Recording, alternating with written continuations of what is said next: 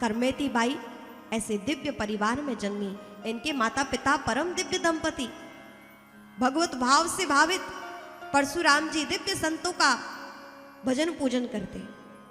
आप देखिए, अभी हम जितने भी भक्तों के चरित्र श्रवण कर रहे हैं, ये भगवत भक्त कैसे बने? क्योंकि मूल में इनके माता पिता परम भगवत भक्त थे, साधु संतों के भक्त, भगवान के परम भक्त।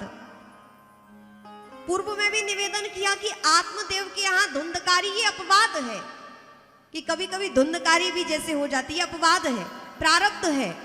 लेकिन अधिकतर यदि माता पिता श्रेष्ठ है तो संतान भी श्रेष्ठ होती, वो दुर्गुण उसमें नहीं समाहित होते। हाँ, कभी कभी पथ भ्रमित जरूर हो सकता है, जीव का, युग का, काल का प्रभाव हो सकता है, लेकिन अंत तो गत्वा उसको सदगति, सदपथ मिल जाता है। करमेती बाई जी अपने परिवार में दिव्य भगवान का भगवत भजन देखा सुना करती थी। करमेती बाई धीरे धीरे बड़ी हुई। इनकी एक ही चेष्टा, एक ही चिंतन, एक ही क्रिया, केवल कृष्ण, केवल कृष्ण। देखना चाहती है तो कृष्ण को देखना चाहती है, सुनना चाहती है तो भगवान कृष्ण की कथा सुनना चाहती है, चलना चाहती है तो भगवान कृष्ण के मंदिर की ओर चलना चाहती है, हाथ से सेवा करना चाहती है तो कृष्ण की सेवा करना चाहती है। जिनकी प्रत्येक क्रिया, प्रत्येक चेष्टा केवल अपने इष्ट के लिए हो, ऐसी है करमेती बाई।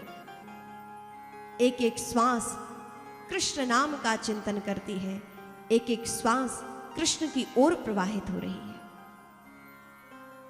क्या हमारा ऐसा भाव है? हमें भगवान याद नहीं रहते हैं, हमें भगवान को याद करना पड़ता है। क्या कहते हैं आप लोग? हमारी श्वासों में भगवान का नाम है? नहीं है। हमें भगवान को याद करना पड़ता है। संसार की सारी वस्तुएं याद रहती हैं, लेकिन नहीं याद रहता है तो परमात्मा का नाम। लेकिन जो ही हम किसी संत महापुरुष से मिलते हैं, भगवत भक्त से मिलते हैं, या मंदिरों के दर्शन करते हैं, शिखरों के दर्शन करते हैं, तो याद आता है कि हाँ, भगवान भी, भगवान का नाम लेना चाहिए।